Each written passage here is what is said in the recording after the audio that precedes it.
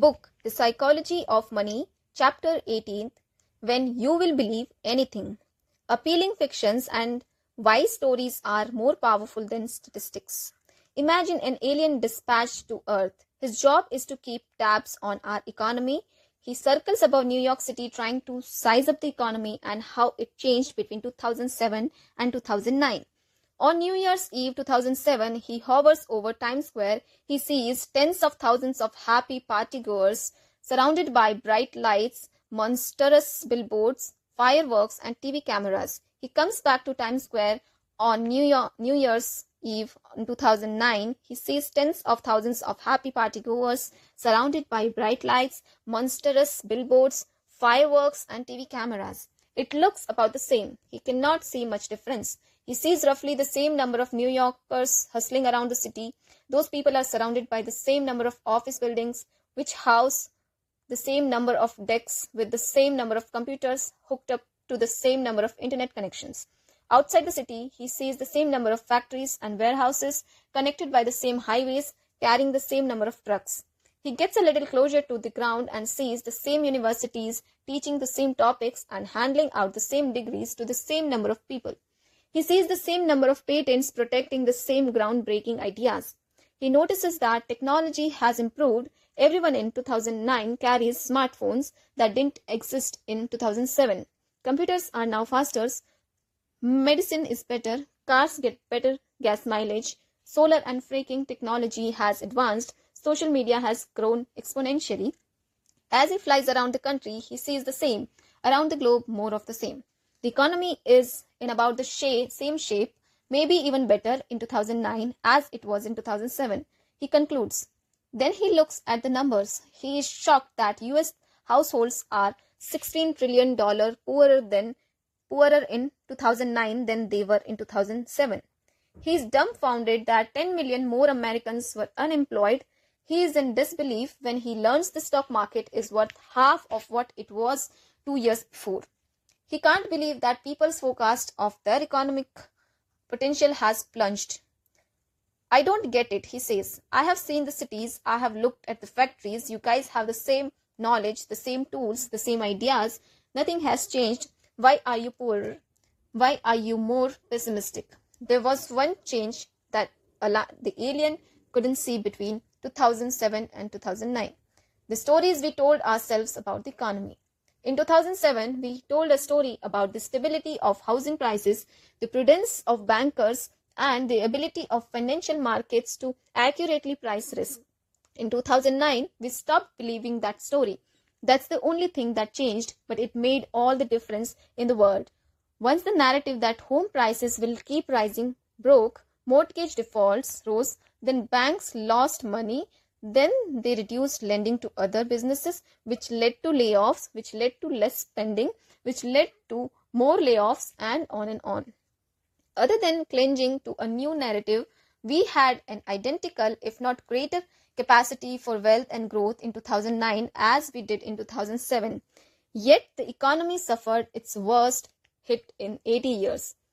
This is different from, say, Germany in 1947, whose manufacturing base has been obliterated, or Japan in the 2000s, whose working age population was shrinking. That's tangible economic damage. In 2009, we inflicted narrative damage on ourselves, and it was vicious. It's one of the most potent economic forces that exists. When we think about the growth of economies, businesses, investments, and careers, we tend to think about tangible things. How much stuff do we have and what are we capable of? But stories are by far the most powerful force in the economy. They are the fuel that can let the tangible parts of the economy work, or the brake that holds our capabilities back. At the personal level, there are two things to keep in mind about a story-driven world when managing your money. Number one, the more you want something to be true, the more likely you are to believe a story that overestimates the odds of being true. What was the happiest day of your life? The documentary How to Live Forever asks the innocent question to a centenarian who offered an amazing response. Armistice Day, she said, referring to the 1918 agreement that ended World War I. Why? The producer asks. Because we knew there would be no wars ever again, she says. World War II began 20 years later, killing 75 million people. There are many things in life that we think are true because we desperately want them to be true. I call these things appealing fictions. They have big impact on how we think about money, particularly investments and the economy. An appealing fiction happens when you are smart. You want to find solutions but face a combination of limited control and high stakes. They are extremely powerful. They can make you believe just about anything. Take a short example. Ali Hajaji's son was sick. Elders in his Yemeni village proposed a folk remedy: shove the tip of a burning stick through his son's chest to drain the sickness from his body. After the procedure, Hajaji told the New York Times, "When you have no money and your son is sick, you believe anything." Medicine predates useful medicine by thousands of years. Before the scientific method and the discovery of germs, there was bloodletting, starvation therapy, cutting holes in your body to let the evil out, and the other treatments that did nothing but hasten your demise. It seems crazy, but if you desperately need a solution and a good one isn't known or readily available to you, the path of least resistance is toward Hajazi's reasoning, willing to believe anything, not just trying anything but believe it. Chronicling the Great Plague of London, Daniel Defoe wrote in 1722, "The people were more addicted to prophecy and astrological conjurations, dreams, and old wives' tales than ever they were before or since. Almances frightened there terribly. The posts of houses and corners of streets were plastered over with the doctors' bills and papers of ignorant fellows, quaking and inviting the people to come to their home for remedies, which was generally set off with such flourishes as these: infallible preventive pills against the plague, never failing preservatives against the infection, sovereign cordial against the corruption of the air. The plague killed a quarter of Londoners in 18 months. You will believe just about anything when the stakes are that high." Now think about how the same set of limited information and high stakes impact our financial decisions. Why do people listen to TV investments commentary that has little track record of success? Partly because the stakes are so high in investing. Get a few stock picks right and you can become rich without much effort. If there is a 1% chance that someone's prediction will come true and it coming true will change your life, it's not crazy to pay attention just in case. And there are so many financial opinions that once you pick a strategy or side, you become invested in them both financially and mentally. If you want a certain stock to rise tenfold, that's your tribe. If you think a certain economic policy will spark high inflation, that's your side. These may be low probability bets. The problem is that viewers can't or don't calibrate low odds like a 1% chance. Many default to a firm belief that what they want to be true is unequivocally true. But they are only doing that because the possibility of a huge outcome exists. Investing is one of the only fields that offers daily opportunity for extreme rewards. People believe in financial quackery in a way they never would for, say, weather quackery, because the rewards for correctly predicting what the stock market will do next week are in a different universe than the rewards for predicting whether it will be sunny or rainy next week. Consider that 85% of active mutual funds underperformed their benchmark over the 10 years ending 2018. That figure has been fairly stable for generations. You would think an industry with such poor performance would be a niche service and have a hard time staying in business. But there is almost $5 trillion invested in these funds. Give someone the chance of investing alongside the next Warren Buffett and they will believe with such faith that millions of people will put their life savings behind it. Or take Bernie Madoff. In hindsight, his Ponzi scheme should have been obvious. He reported returns that never varied.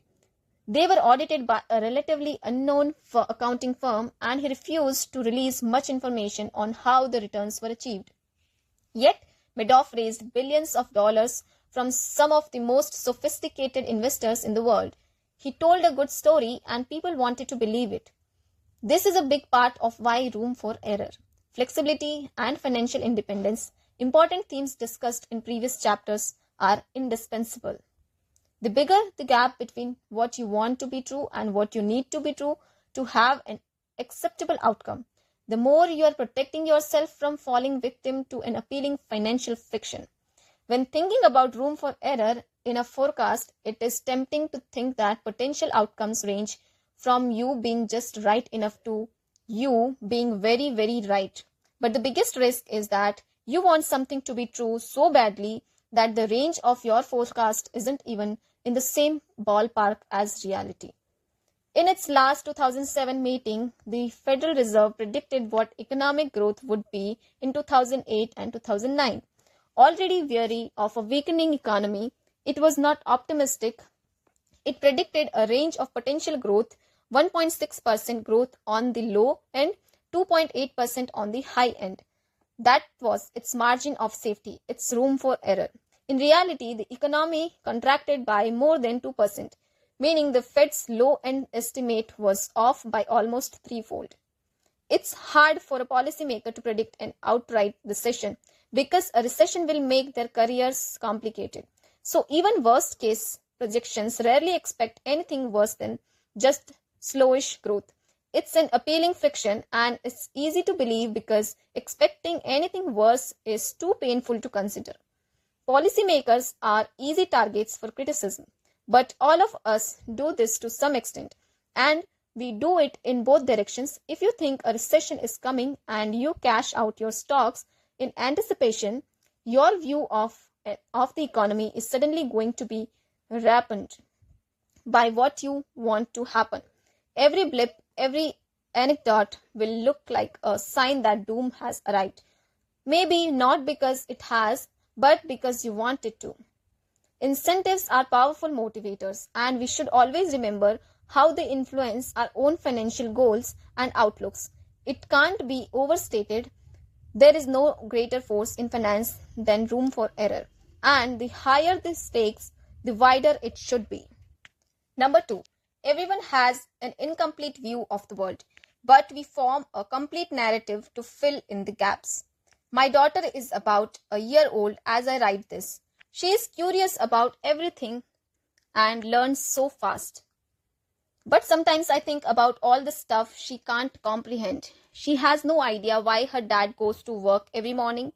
The concept of bills, budgets, careers, promotions, and saving for retirement are completely foreign to her. Imagine trying to explain the Federal Reserve credit derivatives to her. Impossible. But her world isn't dark. She doesn't wander around in confusion. Even at a year old, she has written her own internal narrative of how everything works. Blankets keep you warm, mom snuggles keep you safe, and dates taste good. Everything she comes across fits into one of a few dozen mental models she's learned. When I go to work, she doesn't stop in confusion, wondering what salary and bills are. She has a crystal clear explanation of the situation. Dad isn't playing with me, and I wanted him to play with me, so I am sad. Even though she knows little, she doesn't realize it because she tells herself a coherent story about what's going on based on the little she does know. All of us, no matter our age, do the same thing. Just like my daughter, I don't know what I don't know. So I am just as susceptible to explaining the world through the limited set of mental models I have at my disposal.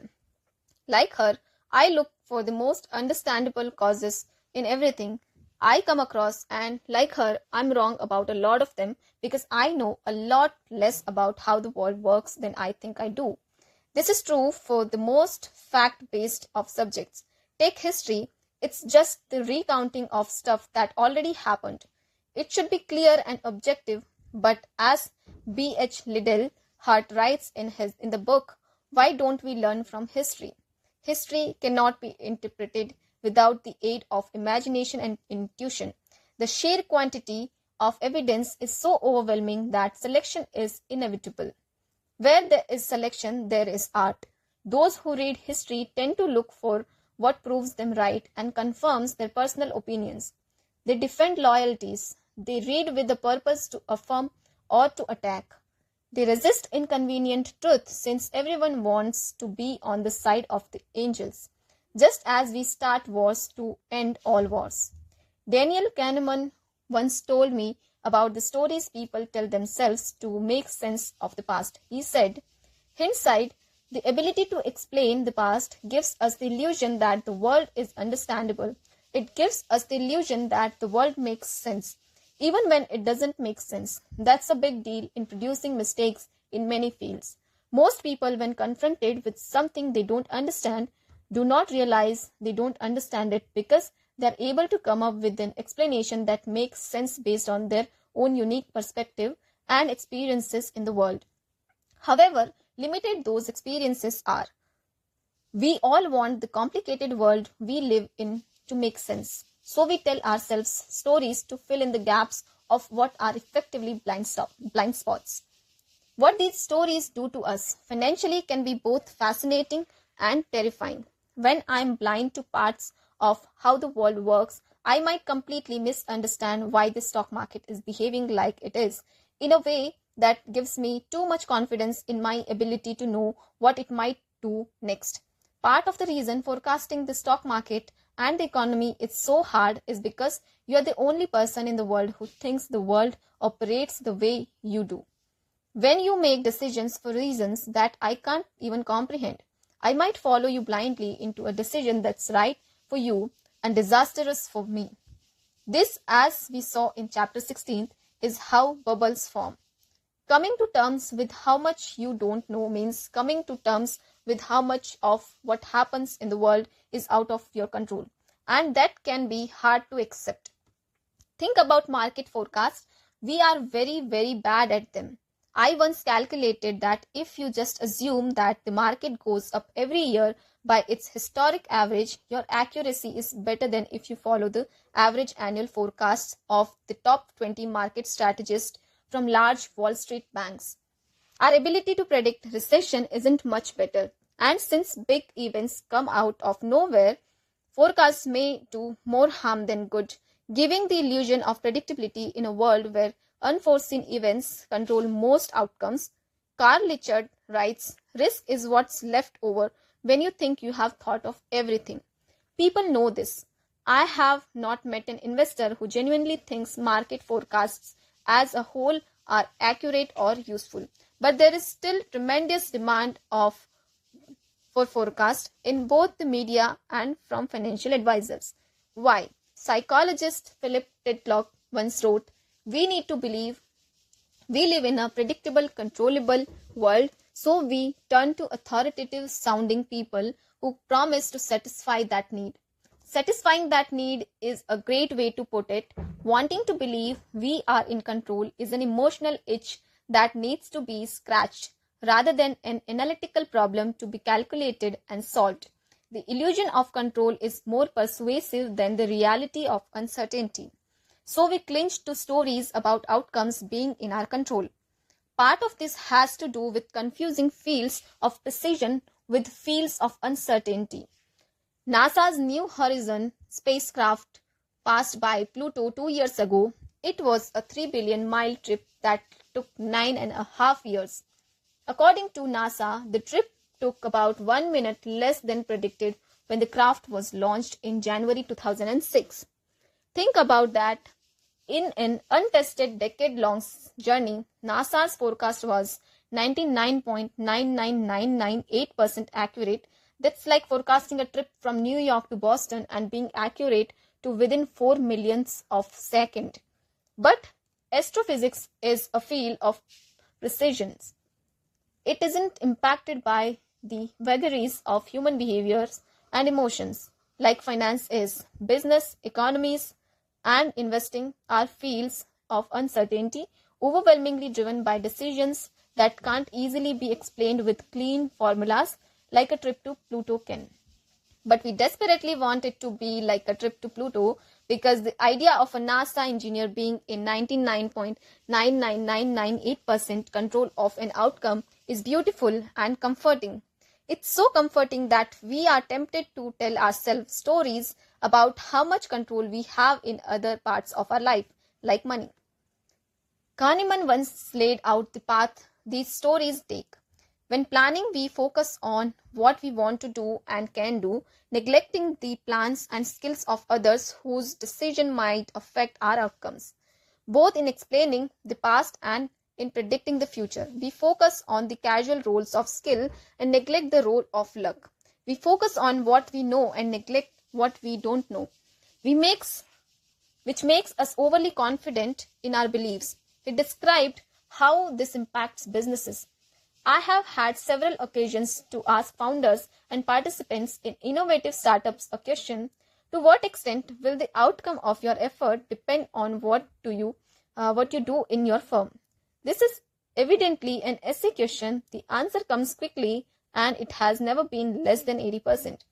Even when they are not sure they will succeed, these bold people think their fate is almost entirely in their own hands.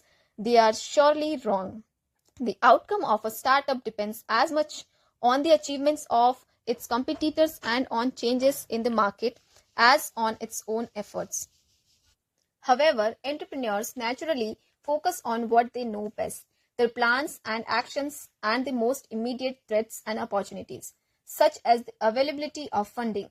They know less about their competitors and therefore find it natural to imagine a future in which the competition plays little part. We all do this to some extent, and like my daughter, it doesn't bother us a bit. We don't wander around blind and confused. We have to think the world we operate in makes sense based on what we happen to know.